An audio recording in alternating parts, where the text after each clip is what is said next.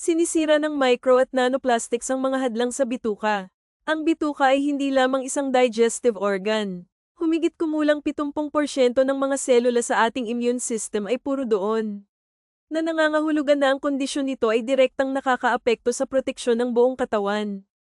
Kaya isa pang pag-aaral na ibinigay namin, ipinakita sa amin na kami actually kumakain ng plastic, microplastics, kasi 26 na human cadaver ang sinuri namin.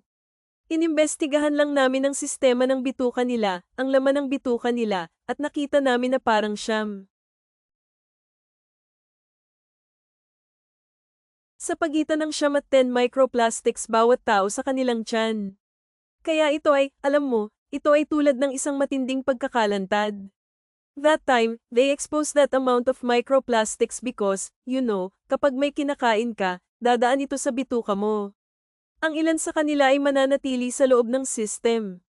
Ito ang aming natagpuan, ang mga natitirang microplastic particles sa loob ng tiyan ng tao.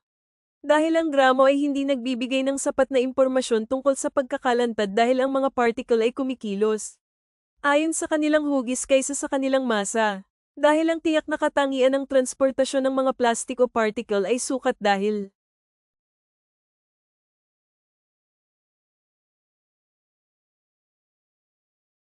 lahat ng hadlang ng tao, I mean yung gut barrier, bituka-blood barrier, selective sila for size and type. Kung mas maliit ang mga ito sa isang tiyak na sukat tulad ng 100 micron, maaari silang dumaan sa sistema ng bituka hanggang sa sistema ng dugo. Ang bituka barrier ay gumagana tulad ng isang filter. Pinapayagan nito ang mga kapaki-pakinabang na sangkap, bitamina, sustansya, na dumaan at hinaharangan ang mga nakakapinsala, lason, mikrobyo, at mga dayuhang particle. Ngunit ang buong well-coordinated system na ito ay sinisira ng electrostatically charged micro at nanoplastics. Sinisira nito ang mga selyulang naglilinya sa mga dingding ng bituka at pinapahina ang masikip na dugtungan sa pagitan nila, ginagawang mas permeable ang bituka na hadlang. Ang mga mikrobyo, lason, at mga plastic na particle ay nagsisimulang tumagos sa daluyan ng dugo mula sa bituka. Bilang tugon, ang immune system ay nagpapalitaw ng pamamaga. Ang bituka din ang pangalawang utak ng katawan. Ang mga pader nito ay naglalaman ng humigit kumulang 500 milyong neuron na direktang konektado sa central nervous system. Ang koneksyon na ito ay tinatawag na gut-brain axis. Ang bituka at utak ay konektado sa pamamagitan ng vagus nerve.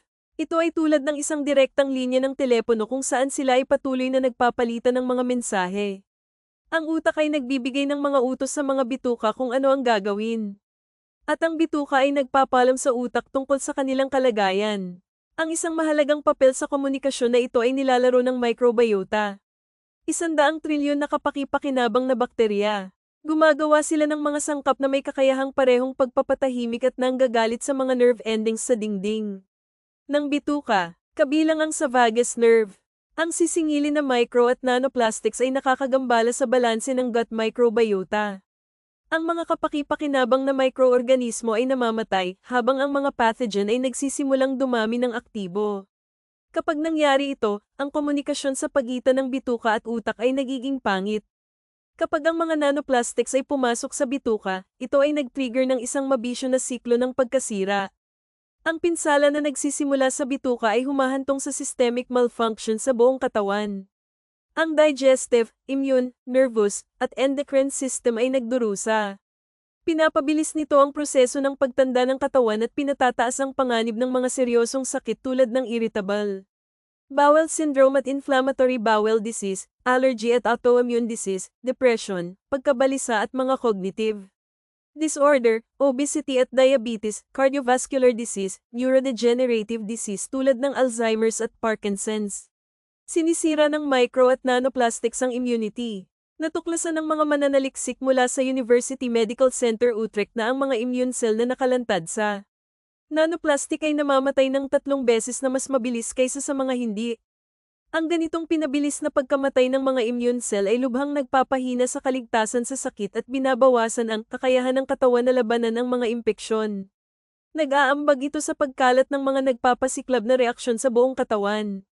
Natuklasan ng mga siyentipiko mula sa Zhengzhou University at Henan Cancer Hospital sa China na ang mga nanoplastics ay tumagos kahit sa bone marrow at thymus, ang mga organo kung saan ang dugo at immune cells ay nagmumula at nagmature.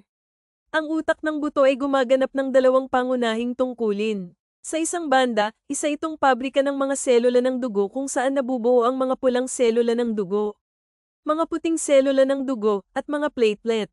Sa kabilang banda, ang mga stem cell ng bone marrow ay may papel sa pagbabagong buhay ng mga buto, cartilago, kalamnan, at fat tissue. Ang epekto ng nanoplastic sa mga stem cell ay nangangahulugan ng pinsala sa mismong pundasyon ng pagbabagong buhay.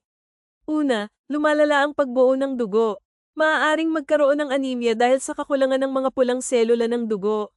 Bumababa ang kaligtasan sa sakit dahil sa mas kaunting mga puting selula ng dugo. At ang panganib ng pagdurugo ay tumataas dahil sa kakulangan ng platelet. Pangalawa, ang pinsala sa mga selula ng buto ay ginagawang mas marupok ang mga buto, na nagpapataas ng panganib ng mga bali at nagpapabagal sa kanilang paggaling. Ang mga nanoplastics ay hindi lamang sumisira sa immune system, ngunit sa pamamagitan ng electrostatic charge nito.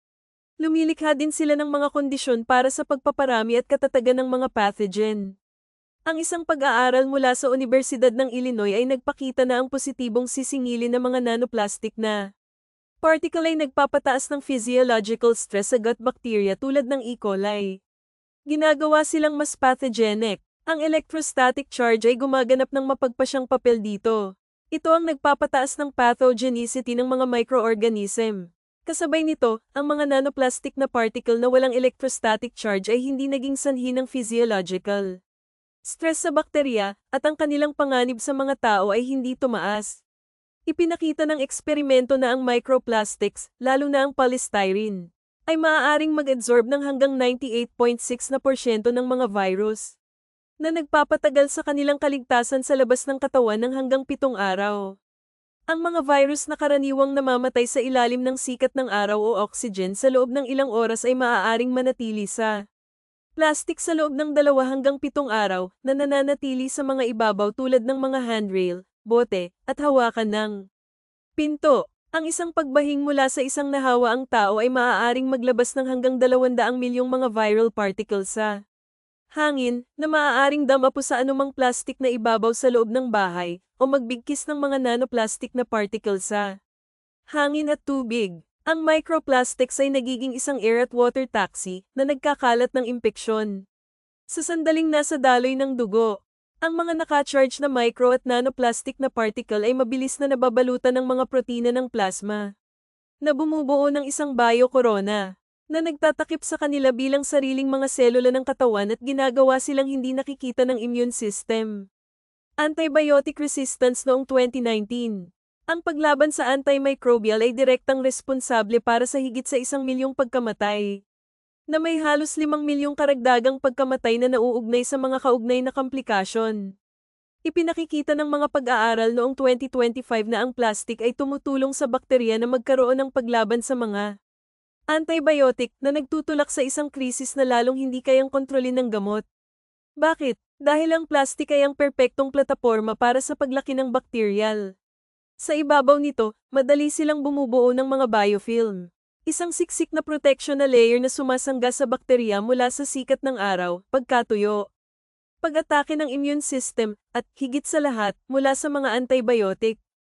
Tulad ng mga virus, ang bakterya ay maaaring mabuhay sa plastic ng mas mahaba kaysa sa iba pang mga materyales.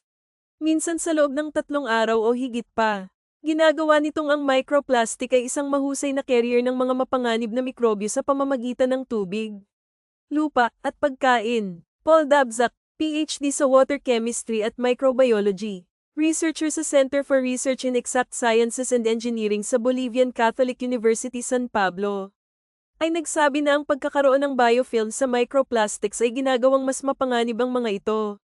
Sa laboratorio, pinag-aaralan namin kung paano nakikipag-ugnayan ang microplastics sa mga metal at microorganism. Napansin namin na ang microplastics ay maaaring sumipsip ng mga metal sa pamamagitan ng parehong pisikal at kemikal na mga proseso ng pagsipsip at ang kakayahang ito ay tumataas sa pagkakaroon ng mga bacterial biofilm na nabubuo sa ibabaw ng mga particle. Ang mga pakikipag-ugnayang ito ay nakasalalay sa uri ng plastik at sa laki ng mga particle na nagbabago sa kanilang mga electrostatic charge. Nagiging sanhi ito ng microplastics na kumilos na parang magnet, na umaakit ng higit pang mga contaminant sa kanilang mga ibabaw. Sa mga kondisyon ng laboratorio, natuklasan ng mga mananaliksik mula sa Boston University na kapag ang bakterya ay nakipag-ugnayan sa microplastic, pinapagana nila ang isang espesyal na proseso ng metabolic na nauugnay sa paglipat ng elektron. Sa madaling salita, ang mga plastic na particle ay maaaring magbahagi ng mga elektron sa bakterya, na kumikilos bilang isang uri ng power bank para sa kanila. Ang prosesong ito ay tinatawag na extracellular electron transfer. Nagbibigay ito ng bakterya ng dagdag na enerhiya na una sa lahat ay nagpapalakas sa kanila. Tinutulungan silang mahati ng mas mabilis, mag-mutate, at bumuo ng mga nababanat na multi-layered na biofilm na humaharang sa mga antibiotic mula sa pagtagos. Pangalawa, ang sobrang enerhiya na ito ay direktang nagpapabilis ng resistensya sa antibiotic. Ang masama pa, kahit na naalis ang plastic sa eksperimento, napanatili ng bakterya ang kanilang mga bagong katangian. Nag-mutate sila, naging mas lumalaban, at nagpatuloy sa pagbuo ng malalakas na biofilm sa iba pang surface. Kahit walang plastic support, nangangahulugan ito na ang mga plastic ay maaaring mapabilis ang pagtaas at pagkalat ng tinatawag na superbacteria na lumalaban sa paggamot sa droga.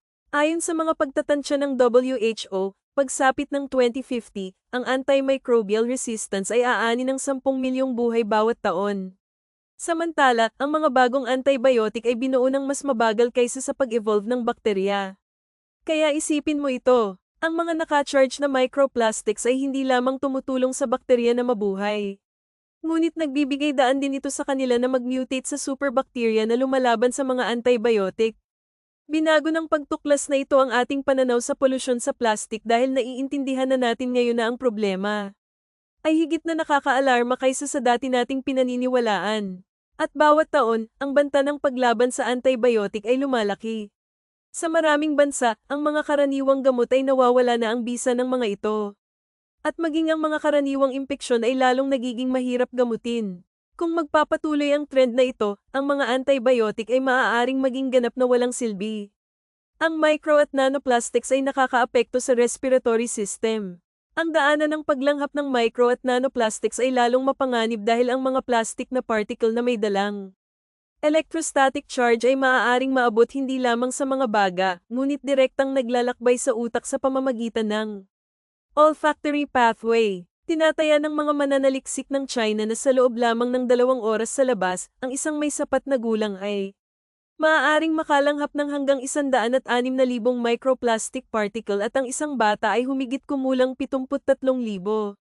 Dahil sa mas mababang masa ng katawan ng mga bata, ang konsentrasyon ng inhaled microplastics bawat kilo ay nasa average na 4 na beses na mas mataas sa mga bata kaysa sa mga matatanda. Kapag nasa loob na ng respiratory tract, ang mga micro at nanoplastic na particle na may dalang electrostatic charge ay nag-trigger ng chain ng mga mapanirang reaksyon sa bawat cell ng bronchi at baga. Nagdudulot sila ng oxidative stress at talamak na pamamaga na humahantong sa malubhang kahihinatnan tulad ng ang simula at paglala ng bronchial asthma, pag-unlad ng talamak na nakahahadlang na sakit sa baga, pulmonary fibrosis kung saan ang malusog na tissue ng baga ay pinapalitan ng scar tissue, at isang mas mataas na panganib ng malignant na mga tumor ng respiratory tract. Sa isang pag-aaral na isinagawa noong 2021, microplastics ay natagpuan sa 13 sa 20 baga tissue sample. Sa mga pasyente na may mga sakit sa paghinga, ang mga particle ay matatagpuan sa bawat sample ng plema sa lalamunan. Higit pa rito, ang mga plastic fiber ay natuklasan sa mga malignant na tumor sa baga. Ayon sa World Health Organization, ang lower respiratory tract infections ay nananatiling pinaka-nakamamatay na nakakahawang sakit sa mundo. At ranggo sa nangungunang 5 nangungunang sanhi ng kamatayan. Ang kanser sa trachea, bronchi at baga ay nasa ika-6 sa mga nangungunang